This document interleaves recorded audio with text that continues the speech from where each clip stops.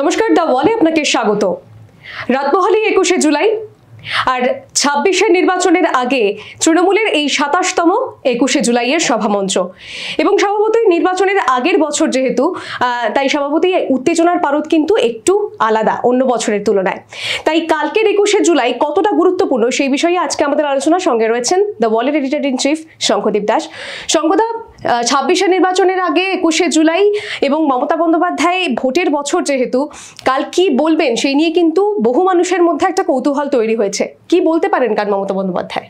দেখো, মমতা বন্দ্যোপাধ্যায় কালকে কি বলবেন সেটা মমতা বন্দ্যোপাধ্যায় জানেন, সুতরাং তার মনে কি আছে সেটা তো আমরা অ্যান্টিসিপেট করতে পারি না ওরকম ভাবে। কিন্তু হ্যাঁ, যেভাবে পলিটিক্সটা একটা ধারায় চলে সেই ধারাটা দেখে কিছুটা অনুমান করা যায়। অনুমানটা হচ্ছে এই যে কালকের সভা থেকে মমতা বন্দ্যোপাধ্যায় 26-এর ভোটে পার্টিকে একটা ডাইরেকশন দেবেন। ঠিক সেই ডাইরেকশনটার একটা ইমোটিভ একটা লাইন থাকতে পারে, একটা আবেগের লাইন থাকতে পারে বা একটা লড়াইয়ের লাইন থাকতে পারে। সেই লাইনটা সম্ভবত হতে পারে যে বাঙালি অস্মিতা বা বাঙালির জাত্যাভিমান। এই যে বিভিন্ন বিজেপি শাসিত রাজ্যে বাঙালি আক্রান্ত হওয়ার ঘটনা ঘটছে, সেই ঘটনা থেকেই কিউ নিয়ে একটা তিনি লাইন দিতে পারেন যে বাংলা এবং বাঙালি জাত্যাভিমান নিয়ে একটা পার্টিকে লাইন দিতে পারেন। দুই হচ্ছে যে ভোটার লিস্টে কারেকশনের জন্য যে প্রক্রিয়া ইলেকশন কমিশন শুরু করেছে সেটার বিরুদ্ধেও তিনি একটা লড়াইয়ের ডাক দিতে পারেন। দেখো, একটা জিনিস বুঝতে হবে যে তৃণমূলের মতাদর্শ কি ছিল। একটা দীর্ঘ সময় ধরে তৃণমূলের মতাদর্শ ছিল সিপিএম বিরোধিতা, কারণ সিপিএম বিরোধিতার জায়গা থেকেই তৃণমূল পার্টিটা তৈরি হয়। মমতা বন্দ্যোপাধ্যায় কংগ্রেস ভেঙে নতুন পার্টি তৈরি করে। তো সিপিএম আজকে অনেকটাই বাংলা রাজনীতিতে অপ্রাসঙ্গিক হয়ে গেছে।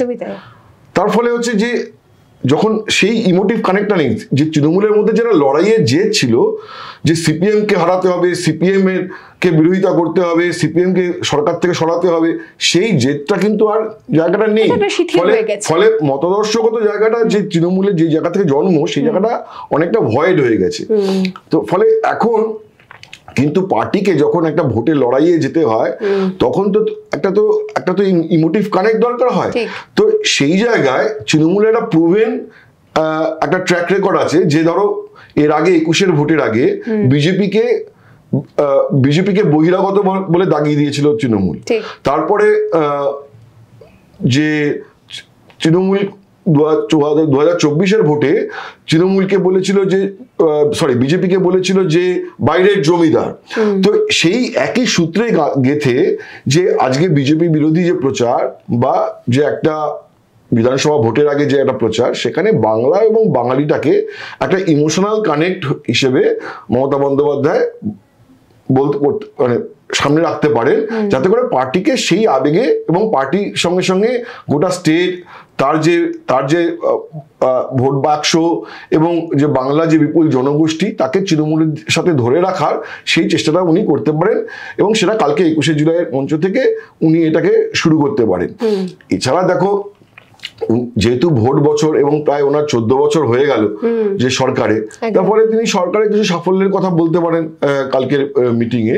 কিন্তু প্রাইমারিলি আমার যেটা মনে হচ্ছে যে বাংলা এবং বাঙালি জাত্যাভিমান সেই জায়গাটা উনি বলতে পারেন। এবং দুই হচ্ছে যে ইলেকশন কমিশন যে ভোটার রোলের ডিভিশনের কথা বলছেন সেইটাকে তিনি একটা ইস্যু করতে পারেন এবং সেখানে তিনি বলতে পারেন যে কোনো মূল্যে ম্যানিপুলেশনটাকে আটকাতে হবে, যদি যেন কোনো ম্যানিপুলেশন না হয়।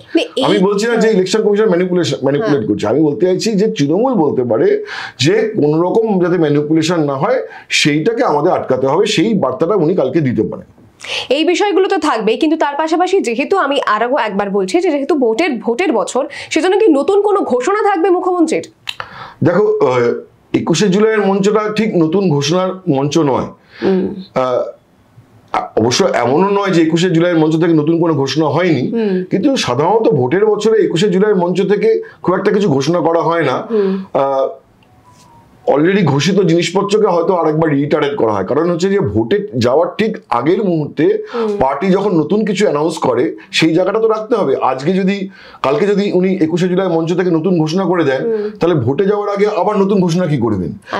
তুমি দেখো যে এই তাঁর সরকারের মমতা বন্দ্যোপাধ্যায় সরকারের যে একটা তো আর্থিক সংকট রয়েছে ঠিক। এবং প্রচুর টাকা সুদ দিতে সরকারে চলে যায়, তারপরে প্রচুর এই যে ঋণের বোঝা ছাড়াও রয়েছে। এখন নতুন একটা ডিএ দেওয়ার একটা বোঝা চেপেছে, এই এত কিছু একটা বোঝা আছে। তো সেই জায়গায় নতুন ঘোষণার পরিসরটা খুব কম। তো কালকেই যদি নতুন কিছু ঘোষণা করে দেন তাহলে আবার ভোটের আগে ঘোষণা কি করবেন? আমার মনে হয় না যে কালকে নতুন কোনো ঘোষণা হতে পারে। মুখ্যমন্ত্রী মমতা বন্দ্যোপাধ্যায়ের দিকে একদিকে যেমন নজর রয়েছে এত মানুষের, সেই সঙ্গে কিন্তু অভিষেক বন্দ্যোপাধ্যায়ের দিকেও নজর রয়েছে। তিনি কি কোনো নতুন ঘোষণা করতে চলেছেন বলে মনে হয় আপনার? দেখো, গত 21শে জুলাইয়ে অভিষেক বন্দ্যোপাধ্যায় কিছু ঘোষণা করেছিলেন। সেই ঘোষণার মধ্যে অন্যতম ছিল যে পার্টির মধ্যে একটা র্যাডিক্যাল রদবদল, ঠিক আছে। এবং উনি বলেছিলেন যে যেই পুরসভা যেই পঞ্চায়েতে তৃণমূলের ফল খারাপ হয়েছে সেখানে তিনি দায়বদ্ধতা সুনিশ্চিত করে দরকার হলে চেয়ারম্যানকে সরিয়ে দেবেন, ভাইস চেয়ারম্যানকে সরিয়ে দেবেন, টাউন প্রেসিডেন্টকে সরিয়ে দেবেন ইত্যাদি প্রভৃতি বলেছিলেন। তো সেইগুলো আমরা দেখেছি যে হয়নি, সেই চেঞ্জগুলো কিন্তু হয়নি। আবার অভিষেক বন্দ্যোপাধ্যায় বলেছিলেন যে 31শে ডিসেম্বরের আগে বাংলা আবাস যোজনায় 12 লক্ষ পরিবার বা 11 লক্ষ পরিবারকে বাংলা আবাস যোজনায় সরকার টাকা দেবে, সেটা আবার হতে দেখেছি। তার ফলে অভিষেকের যে পূর্বতন ঘোষণা সেটা একটা মিশ্র ব্যাপার রয়েছে, যে কিছু জিনিস উনি হয়নি যেটা ওনার হাতের মধ্যে ছিল অথচ উনি করতে পারেননি। হয়তো অভিষেক বলার জায়গা রয়েছে, উনি বলতেই পারেন যে হ্যাঁ আমি পরিবর্তনের জন্য সমস্ত লিস্ট তৈরি করে ফেলেছিলাম, করে পার্টির নেত্রীকে দিয়েছি, তারপরে আমি আর জানি না।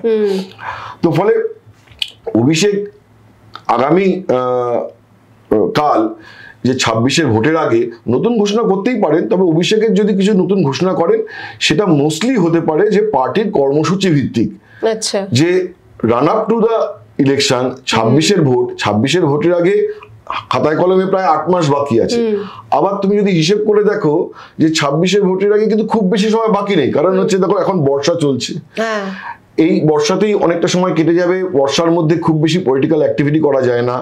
তারপরেই আবার চলে আসবে এবার আর্লি পুজো, তারপরে সেপ্টেম্বর অক্টোবরটা পুরোপুরি পুজোতে কেটে যাবে, আবার ডিসেম্বর মাসটা পুরোপুরি একটা উৎসবের মধ্যে দিয়ে কেটে যাবে। তারপরে তুমি দেখো যে 3-4 মাস সময় এমনিই কেটে যাবে, হাতে পড়ে থাকবে অ্যাকচুয়ালি 3-4 মাস সময় থাকবে যে ভোটের আগে। তো ফলে এই যে 3-4 মাস সময়, এই 3-4 মাস সময় পার্টিকে স্পেসিফিক কোনো প্রোগ্রাম হয়তো অভিষেক বন্দ্যোপাধ্যায় দিতে পারেন কাল, বা তার একটা কোনো ইন্ডিকেশন দিতে পারেন, এবং পার্টির কর্মীদের, পার্টির নেতাদের, তাদের আচার আচরণ ব্যবহার ইত্যাদি প্রভৃতি নিয়ে কিছু একটা মেসেজ দিতে পারেন অভিষেক কালকের সভা থেকে। কিন্তু আপনি বলছেন একটা রদবদলের প্রসঙ্গটা আপনি আনলেন, রদবদল কি হতে চলেছে? রাজ্য মন্ত্রিসভায় কোনো রকম রদবদল হওয়ার কোনো সম্ভাবনা রয়েছে? তখন রদবদল যদি, প্রথম কথা হচ্ছে যে আবার বললাম যে ভোটের আগে মাত্র 8 মাস সময় বাকি আছে, 8 মাস আগে রদবদল আমার আনলাইকলি বলেই মনে হচ্ছে। রদবদলের কথা একটা সময় ছিল, 24 সালের ভোটের পরপরই ঠিক হয়েছিল বা আলোচনা ছিল পার্টির মধ্যে, বলা ভালো যে একটা সামগ্রিক রদবদল হবে, পার্টির জেলা সংগঠনের রদবদল হবে, পার্টিতে ব্লক স্তরে রদবদল হবে, তারপরে আস্তে আস্তে রাজ্য কমিটিতে রদবদল হবে, তারপরে হবে যে মন্ত্রিসভায় রদবদল হবে। কিন্তু দেখো 24-এর ভোটের পরে কিছু আনফোর্সিন ঘটনা ঘটে যায়, যেমন ধরো আরজি করের ঘটনা। আরজি করের ঘটনার পরে প্রায় 3-4 মাস ধরে মানে তৃণমূল প্রায় ক্লুলেস ছিল যে কি করবে না করবে, ফলে সেইখানে একটা ফায়ার ফাইটিং করতে গিয়ে তৃণমূলে একটা বড় সময় চলে যায়। তারপরে পুজো চলে আসে, তারপরে নানা রকম সময় চলে যায়। আবার দেখো যে মানে একটার পর একটা, আবার দেখো এই যে চলে আসে যে প্রায় 25,000 26,000 চাকরি বাতিল হয়ে যাওয়ার ঘটনা, এইসব নানা রকম একটার পর একটা ইস্যু চলে আসে। তার ফলে হচ্ছে যে রদবদলের বিষয়টা হচ্ছে যে মানে থমকে যায়, বা হয়তো মমতা বন্দ্যোপাধ্যায় নীতিগত সিদ্ধান্ত নিয়ে রদবদল করেননি। উনি হয়তো ভেবেছেন যে ভোটের বছর এখন আর কাউকে ডিস্টার্ব করবো না, এখন হয়তো সবাইকে সঙ্গে নিয়ে চলা, কেউ যাতে আর মন খারাপ করে না বসে থাকে, সবাইকে সঙ্গে নিয়ে চলার সময়, সুতরাং রদবদল করবো না। তো ফলে আমি জানি না ঠিক স্পেসিফিক্যালি, এখন রদবদলটা তো মুখ্যমন্ত্রী প্রেরোগেটিভ, ফলে উনি যদি মনে করেন যে হ্যাঁ 26-এ ভোটের আগে আরো একটা ঝাঁকুনি দেওয়া প্রয়োজন, তাহলে হতেই পারে একটা রদবদল, কিন্তু আমার মনে হচ্ছে আনলাইকলি। আমরা অভিষেক বন্দ্যোপাধ্যায়ের প্রসঙ্গে ছিলাম। অভিষেক বন্দ্যোপাধ্যায় 2024 সালের যে নির্বাচন, তার আগে 21শে জুলাইয়ের মঞ্চ থেকে কিন্তু দিল্লি চলো ডাক দিয়েছিলেন। এবারেও সেই নির্বাচনের আগে 21শে জুলাইয়ের মঞ্চ, এবারেও কি সেই একইভাবে দিল্লি চলো ডাক দিতে পারেন বলে মনে হচ্ছে?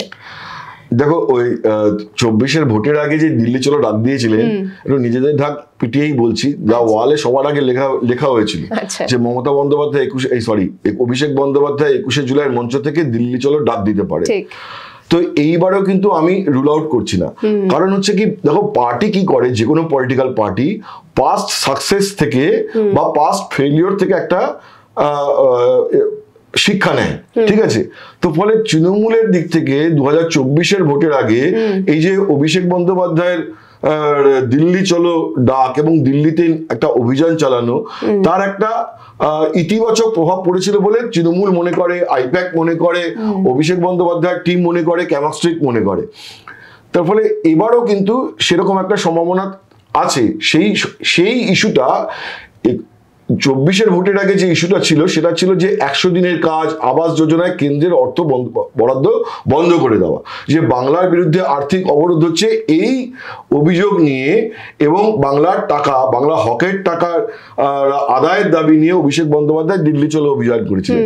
এইবার উনি করতে পারেন যে ইলেকশন কমিশন যে ভোটার লিস্টের যে রিভিশনের কথা বলছেন, যেটা নিয়ে অলরেডি বিহারের রাজনীতি আন্দোলিত হয়ে রয়েছে এবং গোটা ভারতবর্ষের রাজনীতি আন্দোলিত হয়ে রয়েছে, সেইখানে একটা ক্ল্যারিয়ন কল দিয়ে অভিষেক বন্দ্যোপাধ্যায় বলতে পারেন যে দিল্লি চলো ডাক দিতে পারেন। তুমি দেখবে যে 2024-এর আগে যখন দিল্লি চলো ডাক দেওয়া হয়েছিল, সেটা হয়েছিল 2রা অক্টোবর মহাত্মা গান্ধীর জন্মদিনের দিন ওটা হয়েছিল। এবারও তুমি দেখো যে বিজেপি যেমন ইন্ডিকেট করছে, আমি ইলেকশন কমিশন বলবো না, কারণ ইলেকশন কমিশন থেকে বিজেপি বেশি বলছে, শুভেন্দু অধিকারীদের কথা অনেক বেশি শুনতে পাচ্ছি যে অগাস্ট মাস থেকে পশ্চিমবঙ্গে ভোটার লিস্টে রিভিশন শুরু হবে। তো হতেই পারে যে যদি সত্যি শুরু হয় এবং সেখানে যদি একটা তৃণমূলের মনে হয় আপত্তির জায়গা থাকে, তাহলে হতে পারে যে অক্টোবর মাস নাগাদ অভিষেক বন্দ্যোপাধ্যায় আবার একটা দিল্লি চলো অভিযানে ডাক দিলেন, এবং সেটা হতে পারে যে ইলেকশন কমিশনের বিরুদ্ধে, এবং সেটা দিল্লিতে নিয়ে গিয়ে সেই আন্দোলনকে আছড়ে ফেলতে পারেন। কারণ এই ব্যাপারে বাকি অপোজিশন পার্টিগুলোরও কিন্তু একটা সাপোর্ট, একটা পাওয়ার, একটা সম্ভাবনা থাকছে। তো ফলে কালকের যে 21শে জুলাইয়ের মিটিং, সেই মিটিং থেকে আমি বলছি না যে অভিষেক বন্দ্যোপাধ্যায় দিল্লি চলো ডাক দেবেনি, কিন্তু দেওয়ার একটা ক্ষেত্র তৈরি আছে, সেটা বলা যেতে পারে, সম্ভাবনা রয়েছে। একেবারে একটু অন্য প্রসঙ্গে আসি। কাল যেমন 21শে জুলাইয়ের সমাবেশ রয়েছে, অন্যদিকে উত্তরকন্যা অভিযান রয়েছে। কি উদ্দেশ্য এটার? উত্তরকন্যা মানে বিজেপির অভিযান, তাই তো? মানে শুভেন্দু অধিকারীদের অভিযান। দেখো, এটা তো বলেছি যে ভোট বছর, তার ফলে ভোট বছরে কেউ কাউকে 1 ইঞ্চি জমিও ছাড়তে চান না।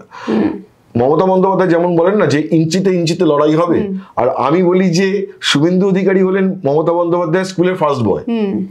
তার ফলে Mamata Bandyopadhyay school of politics যেটা বলে যে ইঞ্চিতে লড়াই হবে, তো শুভেন্দু তো ওটাই শিখে এসছেন। তো শুভেন্দুও কোনো ইঞ্চি ছাড়তে চান না। তার ফলে কালকে যখন তৃণমূল 21শে জুলাই সভা করবে, টিভির পর্দা, ডিজিটাল স্ক্রিন, দ্য ওয়ালের পেজ বা বাকি যে ডিজিটাল পেজ, সংবাদ মাধ্যম, না নজর ঘোরানোর চেষ্টা নয়, সেইখানে এই যে সংবাদ মাধ্যমের যে স্পেস, সেই স্পেস যাতে তৃণমূল একতরফা না নিতে পারে, সেই স্পেস যাতে শেয়ার্ড হয়, তার জন্য একটা পার্ট যেন বিজেপিও পায়, সেইটার জন্য সেই শেয়ার্ড স্ক্রিনের জন্য লড়াই, যে তৃণমূলকে পুরো জমিটা ছাড়বো না, জমি আমরাও কিছুটা দখল করে থাকবো, কালকে তৃণমূলের জন্য পুরো জমিটা আমরা মাঠটা ছেড়ে রাখবো না। এইটার জন্যই কালকে শুভেন্দু অধিকারী উত্তরকন্যা একই দিনে অভিযান করছেন, যে যাতে করে তৃণমূল পুরো সারাদিনের প্রচারটা না পায়, বিজেপিও যেন প্রচার পায়, এবং বিজেপি বিরোধী যে বক্তব্যগুলো তারা যেন তৃণমূল কাউন্টার করতে পারে, এবং সাইমালটেনিয়াসলি চলতে থাকে দুটো বিষয়। হ্যাঁ, মানে একসাথে চলে। ওই যে বললাম যে শেয়ার্ড স্ক্রিন, এই শেয়ার্ড স্ক্রিনের লড়াইয়ের জন্যই কালকে শুভেন্দু অধিকারীদের উত্তরকন্যা অভিযান। বিজেপি নিয়ে যেহেতু কথা হচ্ছে, দিলীপ ঘোষকে নিয়ে কিন্তু একটা জল্পনা শুরু হয়েছিল যে তিনি 21শে জুলাইয়ের মঞ্চে হয়তো তার স্থান হতে পারে, তিনি হয়তো সেই মঞ্চে থাকতে পারেন। তার কি কোনো সম্ভাবনা? না, সে তো সম্ভাবনা দিলীপ ঘোষই বিনাশ করেছেন। দেখো, দিলীপ ঘোষের কোনোদিনও, মানে দেখো, পলিটিক্সে অসম্ভব কিছুই নয়। দিল্লিতে একটা কথা খুব প্রচলিত রয়েছে যে রাজনীতির সম্ভাবনাও কি খেল হ্যাঁ, মানে রাজনীতির সম্ভাবনার খেলা। তো রাজনীতিতে সবই সম্ভব, কিন্তু দিলীপ ঘোষের যেহেতু একটা আরএসএস এর স্কুলিং রয়েছে এবং দীর্ঘদিন ধরে তিনি আরএসএস এর প্রচারক ছিলেন, ফলে একটা হার্ডকোর আরএসএস এর প্রচারক যে ডিফেক্ট করে অন্য পার্টিতে চলে যাবেন, এই ঘটনা বিরল মানে খুবই বিরল। মানে আমার স্মরণে নেই যে আরএসএস এর কোনো প্রচারক এভাবে ভেঙে অন্য পার্টিতে বা অন্য ডানপন্থী রাজনৈতিক দলে যোগ দিয়েছেন। ফলে দিলীপ ঘোষের ব্যাপারে যে কেউ জল্পনা করছিলেন, এটা নিছকই জল্পনাই ছিল, তার কোনো ভিত্তি ছিল না। এবার দিলীপ ঘোষ যে তিনি যে এখনো পর্যন্ত তৃণমূল বিরোধী, সেটারও প্রমাণ দেওয়ার জন্য কালকে খড়গপুরে উনি একটা পাল্টা শহীদ সমাবেশের ডাক দিয়েছেন। কারণ দিলীপ ঘোষের বক্তব্য হচ্ছে যে গত 10-15 বছরের তৃণমূলের জমানায় তৃণমূলের আঘাতে বা অত্যাচারে প্রচুর বিজেপি কর্মী শহীদ হয়েছেন, তো তাদের স্মরণের জন্য তিনি কালকে খড়গপুরে একটা সভা ডেকেছেন। এবং মনে রাখতে হবে যে দিলীপ ঘোষ সাংসদ হওয়ার আগে, মেদিনীপুরে সাংসদ হওয়ার আগে খড়গপুরের বিধায়ক ছিলেন। তার ফলে বরঞ্চ আরো একটা জিনিস দেখা যাচ্ছে যে দিলীপ ঘোষ হয়তো আবার 26-এর নির্বাচনে খড়গপুর থেকে লড়বেন। এর জন্য কালকে খড়গপুরে দিলীপ ঘোষ সভা ডেকেছেন এবং সেখানে শহীদ সমাবেশ ডেকেছেন, যে তৃণমূলের অত্যাচারে যে বিজেপির যারা আহত নিহত হয়েছিলেন তাদের সম্মান জানাতে, তাদের শ্রদ্ধা জানাতে যে দিলীপ ঘোষ কালকে পাল্টা একটি শহীদ সমাবেশে ডাক দিয়েছেন। এবং তুমি দেখো যে কালকে কিন্তু শুধু তৃণমূলের কর্মসূচি নয়, কালকে যেমন উত্তরকন্যা অভিযান করবে বিজেপি, দিলীপ ঘোষ স্বতন্ত্রভাবে খড়গপুরে একটি সভা ডেকেছেন। আবার অধীর চৌধুরীও কিন্তু কালকে কালীগঞ্জে যাবেন। অধীর চৌধুরীও কিন্তু কালকে একটি সভা ডেকে মানে একটি কর্মসূচির ডাক দিয়েছেন। তার ফলে কালকে কিন্তু বিবিধ কর্মসূচি রয়েছে এবং পলিটিক্যালি কালকের দিনটা খুব একটা হেকটিক ডে হতে চলেছে পশ্চিমবঙ্গের জন্য। এবং দেখার যে কিভাবে এটা আনফোল্ড করে। সুতরাং এখন শুধুমাত্র রাত পোহানোর পালা। আগামীকালই 21শে জুলাই এবং সেই দিকেই নজর থাকবে, কারণ 21শে জুলাই কি হতে চলেছে রাজনৈতিক মহলে সেই দিকেই নজর থাকবে গোটা বাংলার। এখনকার মতো আলোচনা এই পর্যন্তই। দেখতে থাকুন দ্য ওয়াল, খবর এখন এখানেই।